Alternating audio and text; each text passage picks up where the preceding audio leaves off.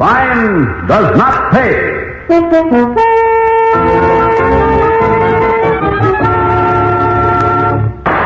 Nice going, Annie. Very nice. You're terrific. It's easy with a rifle, Frank. Here, watch. Anyhow, tin cans on a fence don't move. Moving targets, huh, Annie? Yeah. All right, now look what I rigged up yesterday. What? You see, here, look. You pull the rope here. See? Yeah. And way off there, a can swings like a pendulum. See? Hey, that's better. Okay, let's see. There's nothing to it. Your folks must have named you for Annie Oakley. Like I said, Frankie, with a rifle, it's a cinch. Watch me with a pistol now. Okay, start the can swinging. Yeah, check. Here I go. 1 and 2 and...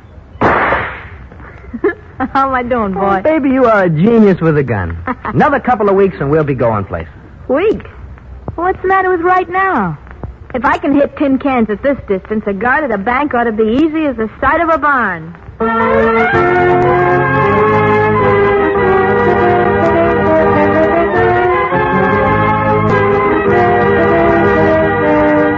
In the interest of good citizenship and law enforcement, we present Crime Does Not Pay, based on the famous Metro-Goldwyn-Mayer series of short subjects. In just a moment, you will hear Two Gun Annie, starring Joan Loring.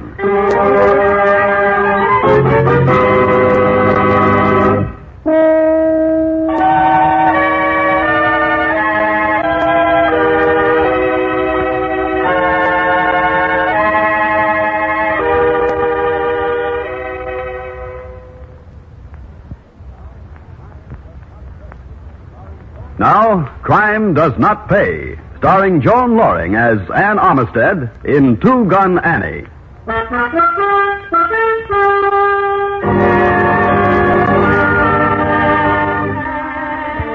It was strange somehow, at least to those who knew her. Anne was a small girl, light brown hair, nice features, a pretty girl. More, Anne had every advantage of a decent upbringing and a nice home. Her father, Martin Armistead, widowed when Anne was quite young, was a school teacher. Respectability was the keynote of his life and of Anne's. All of which made it seem hardly within the realm of possibility that her father should have trouble with Anne. Still, the trouble came to the point where the father faced his daughter in the living room and spoke to her in no uncertain terms. It's beyond my comprehension, Anne. I know what you've been up to, but I can't believe it. What do you know I've been up to, Dad? You were involved with the hot rods on the road Saturday night. You were at the roadside rest until after 2 in the morning. So what? What if I was? And how do you know this anyway? Did you see me? One question at a time, Anne. I know because Joe Barlow saw you from his prowl car and came to me about it. Joe Barlow should mind his own business. It is his business, Anne. He's a policeman. I never thought you would be a policeman's business, Anne. So we were speeding. We weren't risking anybody's neck but our own. There wasn't another car on the road. Stop it, Anne. You're a senior at high school. You know better. Even if you haven't any sense of responsibility, you ought to know better. I don't want any sense of responsibility. I want to have some fun. Do you call it having fun when you put me to shame before the whole town? Let the town mind its own business.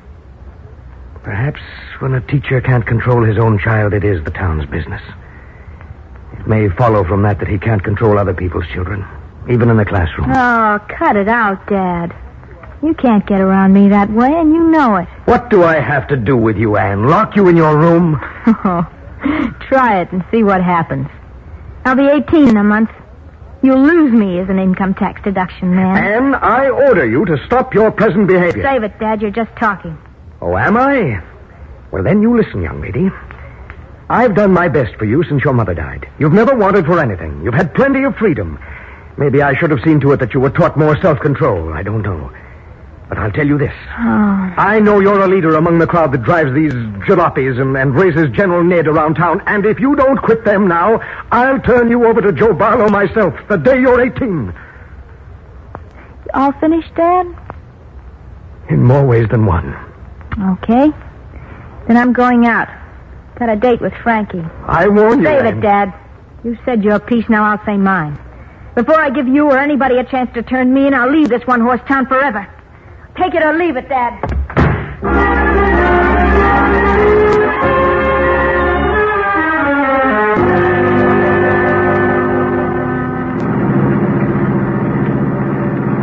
sick of it, Frankie. I just won't take any more. I won't. Well, what do you think? You think I like this town? Or what I'm doing, Annie Pie? Jerking sodas for a bunch of kids in jeans? Great for excitement, I don't think.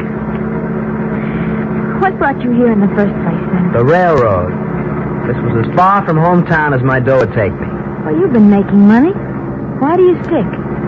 On account of a little babe with light brown hair who was afraid of nothing. Not even of me. Afraid of you, Frankie? You're the only man in town. You can say that again. Hey, how fast did we go last night? Last night I went 65. Now, what'll you bet I can get her up to 70? Go on, try it. You think she'll hold together? I tightened the bailing wire this morning. Ready now? Hold on, baby. Here we go. Wow. Frankie. Wait. Keep her going. Down to the floor. Frankie, this is great. It's the fastest you've ever gone. Get your head out the window. Oh, Frankie. How about that, huh? Oh, this is great. Oh, shucks, the radiator. Couldn't take it. But the needle went to 72. It 72, was wonderful, huh? Frankie. No Yeah, kidding. it was just wonderful. Boy, when we roll like that, it's out of this world. Well, you sure like speed, don't you, Annie Pie? Huh? I like anything that'll get me out of this dump and far, far away. Oh, Frankie, I'm so bored. I'm so darn bored. Except when we do things like that. Now, honey, take it easy, huh? Now, just settle down for a minute, because I want to talk to you. Now you sound like my father. I don't feel like your father. You don't act like him. Oh, Frankie. Do you mean it, baby, about getting out of this town? Like I never meant anything in my whole life. I want to get away. Get to a big city, maybe. Get my hands on some dough, real money. How's your patience, Ann? Patience? What for? Well, we might have to take more of this before we could really get away. Hey, you sound like you had a plan. I have. Now, listen, I could go back home. Yeah. Tell the family I came back because I'm married and broke. They'd give me the money to send for you. That'd be the first step. Yeah? After that, we could go on and we could plan. We could make real plans. You and me together, Annie Pie. We could go places. All right, Frankie. I'll be 18 next month. I'll be on my own. Send for me then, Frankie. And I'll take the first train going your way.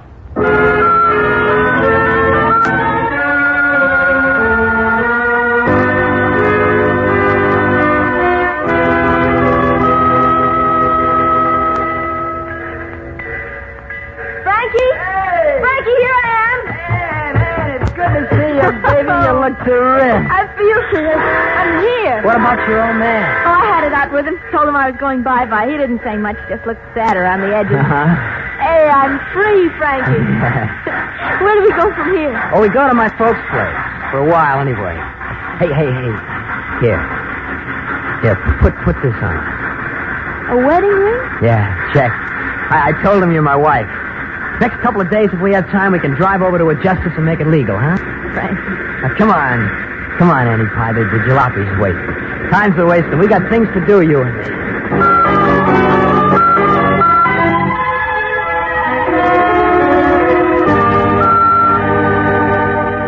Watch this, Frankie. See if I'm a good student when you're the teacher. Uh-huh. Hey, nice going, Annie. Very nice. You're terrific. It's easy with a rifle, Frank. Watch. Anyhow, tin cans on a fence don't move. Moving targets, Annie. All right. Now, look what I rigged up yesterday. Yeah? You what? see here, look. You pull the rope here, see? Yeah. And way off there, see, a can swings like a pendulum. Hey, That? that's better. Okay. Let's see. Oh, there's nothing to it. Sister, your folks must have named you for Annie Oakley. Like I said, Frankie, with a rifle, it's a cinch. Okay, watch me with a pistol now. Okay. Start the can swing. Yeah, check. Here I go. Huh? 1, 2, and... How am I doing, Oh, you're boy? a genius with a gun, baby. Another couple of weeks and we'll be going places. Weeks? Well, what's the matter with right now? If I can hit tin cans at this distance, a guard at a bank ought to be as easy as the sight of the barn.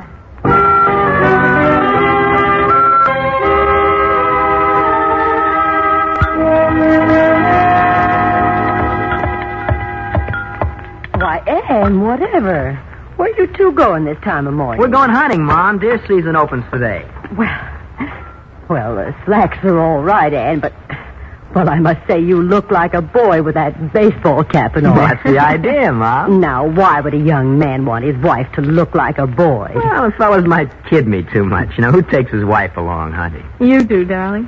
Don't I, though? Both of you be careful. More people get killed in accidents. Here, Ann, wear this. Your red scarf? But, Ma, when's Then nobody will mistake you for an animal. There. Red goes well with your coloring. Let's go, Annie Pie. No breakfast? Oh, we'll be all right. We're going through town.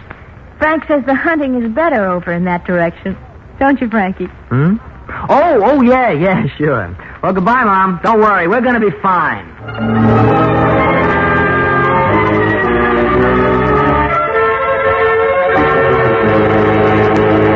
out, he's got a gun. Look out, he's going to shoot us. All right, shut up, everybody. Shut up. Shut up now, do you hear me?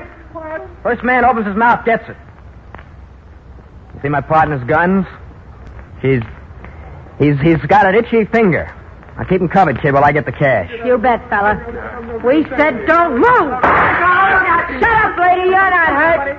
Shut up, everybody. All right, kid, I got all the cash. Let's go. Boy, there should be a run on this bank this afternoon.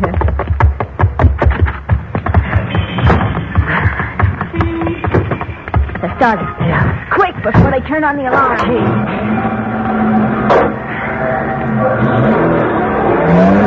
How much you think we got, Annie Pie? We'll count it later. Good hunting, though. Hey, you think they knew? No, not a chance. Hey, there goes the alarm. Keep driving. I'll watch behind. Let me get rid of your Ma's red scarf. They'll be describing it all over in half an hour. But we'll be out of the state. Hey, Frankie, police car taking off after us. That was fast. Slow down a minute. Slow down. Do as I say. They can catch us anyway. They got souped up motors. Good. Hold steady now. Don't spoil my aim. And don't kill anybody. You think I'm crazy? I just want to... Oh, I missed. Both hands. One more try. They're getting closer. Shooting at us. Well, did you think they wouldn't? Hold everything, Frankie. I can't miss this time. Hey, I got him. Right front tire. Blew right off the rim. Speed up, Frankie. We're in the clear. Now they'll never catch us.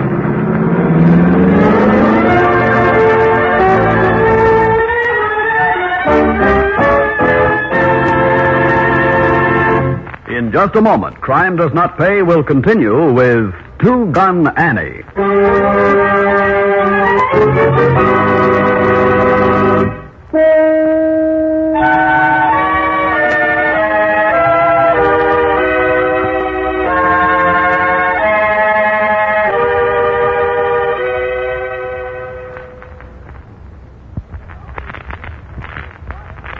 Now we continue with Crime Does Not Pay, starring Joan Loring as Ann Armistead in Two Gun Annie.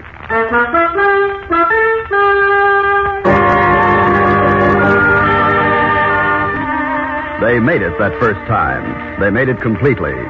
The police car, its tires shot out by Ann's marksmanship, abandoned the chase. Ann and Frankie drove into the next state, to the outskirts of a big city. There, excited, tired, they left their jalopy well hidden in a small wood, but not before Ann had exchanged her boy's attire for a sweater and skirt. Then they walked into the heart of the city, found a furnished room, and settled down. A week passed. The excitement began to disappear. Another week, and another. By the end of the month, with pursuit apparently a thing of the past, Ann and Frank ventured into the streets in daylight as well as at night. Late one afternoon, in a quiet residential neighborhood. Frankie? How much do we have left? Of the money, I mean. Enough. Oh, now you bought me clothes. We've been to nightclubs. How much is left? Well, you counted it with me. You know how much we had in the first place. Oh, I see. We're almost broke, huh? Yeah, check, Annie Pie. We better start thinking about getting some more. Oh, we'll need a car for that. Well, that should be pretty easy. Only this time, no jalopy, a real car. Why not a heap? A real car doesn't sway. Not as much, anyway. I don't want to waste bullets like the last time. Pie, you're terrific. Thanks, Frankie. Any special kind of car you're thinking of? Yeah, a heavy one. Heavy. Yeah, see, like that sedan over there. Yeah. Looks like there's plenty of speed under that hood, huh? I wonder... Come on, Frankie. Now what? Neighborhood like this, people have a tendency to get careless a little.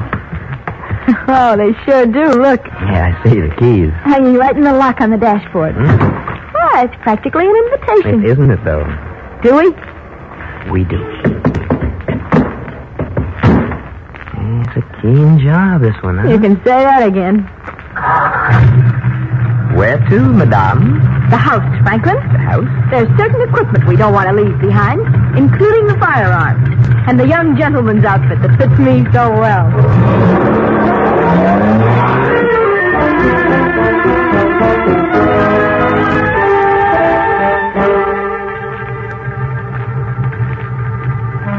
Gas, sir? How many gallons? 5 will do it, mister. Will you turn off your ignition, please? Because... Sorry, mister. As you can see, it's not your gas we're after. Mister, tell the boy to put that gun away. Why, when I told him to take it out in the first place? I do like the kid says, see? Well, there's not much in the register. Please Get don't... moving. If it's not in the register, it's someplace. Filling station big as this always has plenty of dough on Saturday.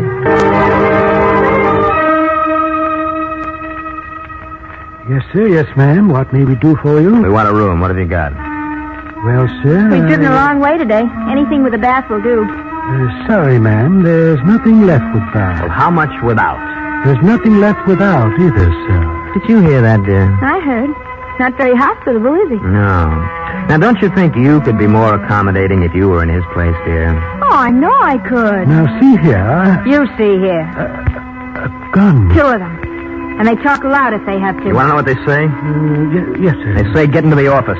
My wife will mind the desk for you. Go on and get back into the office with me. Open the safe. We're a couple of guests. You're going to pay to get to leave.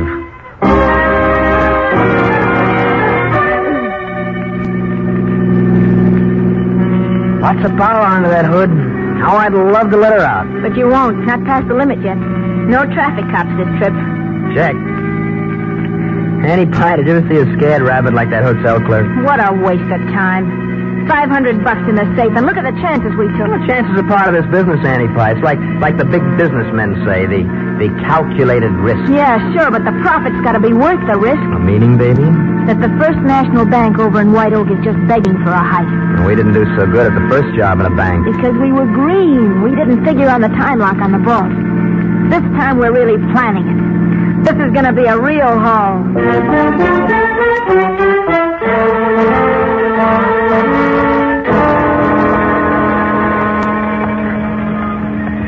Not a soul around. Perfect. 8:40. He'll be along any minute. Cashier? Right. He opens up, locks the door behind him. A couple of minutes later, his assistant comes in. Same routine. Just like I told you yesterday. Time lock opens the vault at 8:55 sharp.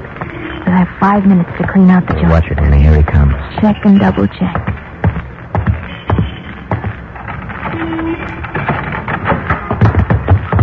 Mind if we come in with you, mister? I'm sorry, the bank isn't open until 9. Oh. Yeah, get in. Shut the door. Your regular routine. This ain't no cat pistol. Mine neither. Yes, of course. All right, move fast now. Come on, open the cages. But they are open. You know what I mean. Pull that switch. I want the alarm off before I clean out the teller's cages. You know your business, don't you? There you are. All right, now face to the wall. As soon as your partner comes in, here's what I want you to... He's at the door. Yeah. What a surprise he's in for. Yeah. Morning, Arthur. Oh. You got early customers over against the wall. Go on, move. Yes, of course. All right, Frankie, clean out the cages.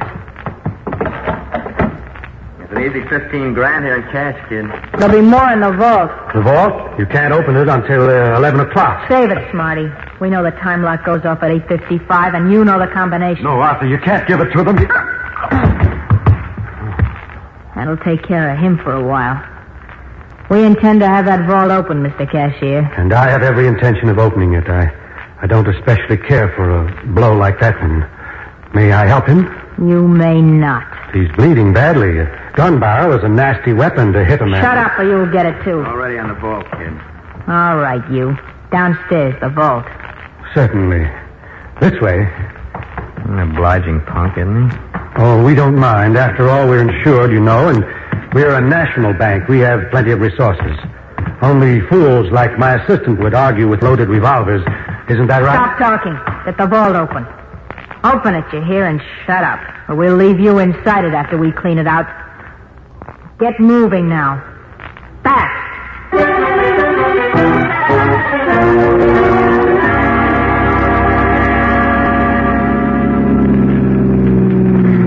Hey, Frankie, what are you doing? I'm hungry, honey. Coffee and hamburger do good right now. How about you? Well, I suppose.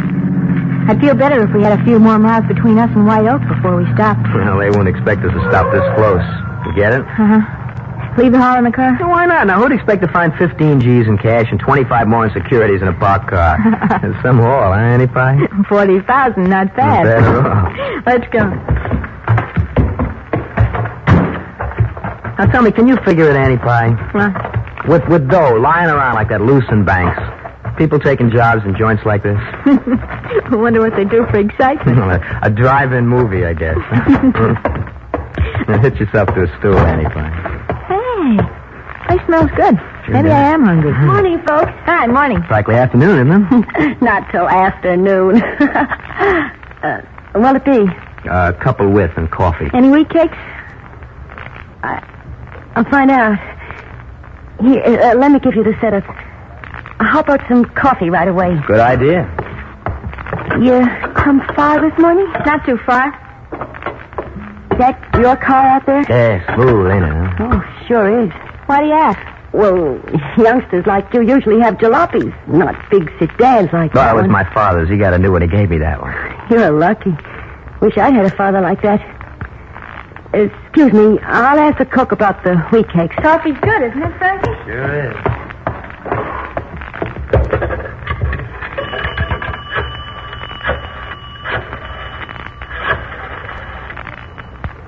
Hello? Is Sergeant Kurowski there? Margaret. No, I'm working this morning. Look, Dave, I think I got him here. The kids who struck up the bank in White Oak this morning. The FBI called before, gave a description, told us to call you. Their car's a maroon sedan, right year, right make. Only the young one's a girl. She must have been wearing slacks. Okay, I'll try to hold him. Only tell those G-men to hurry, will you? I think she's got a gun in her purse.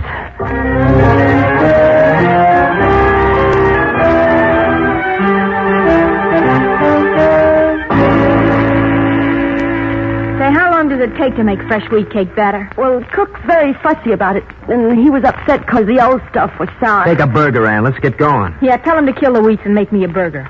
Okay, if that's what you want. Hey, what's up, sister? All right, you kids, reach. What, is this a stick-up? FBI. That was a national bank in White Oak. We've got your coal, kids, thanks to this lady here. She kept us here. She phoned the cops and kept us Don't here. touch that purse. No, Annie, don't. Nobody takes me, and not even my own father could do that. I'm sorry. It's just your arm. We don't like to shoot kids, but your shooting days are over. You should have been quicker on the draw. I didn't touch no gun. I didn't. Frank, you louse, you rotten All filthy. right, save it, both of you.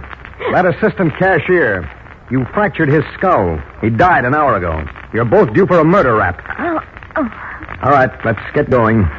The only party who comes out of this ahead is that lady back at the counter. The insurance company posted a reward half an hour ago.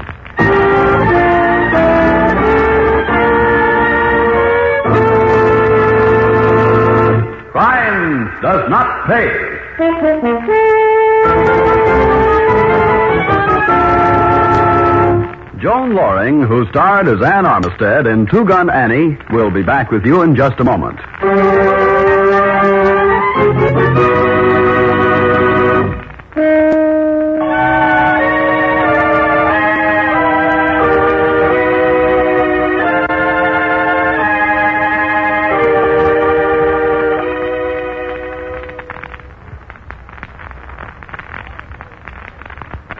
Now here in person is Joan Loring.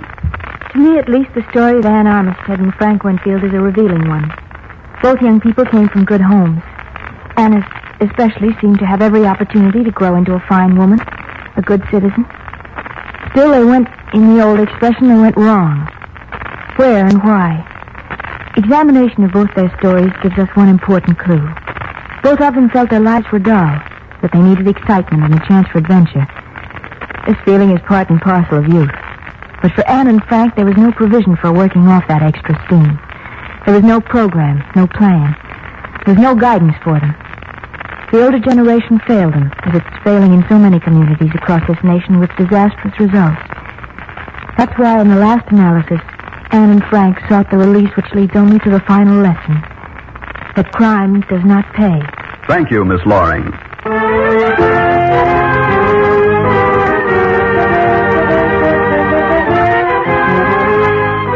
Crime Does Not Pay is written by Ira Marion and directed by Marks B. Loeb, with music composed and conducted by John Gart. Technical advisor is Burton B. Turkis. The events, characters, and names used in the story you've just heard are fictitious. Any similarity is purely coincidental. This is Bob Williams speaking.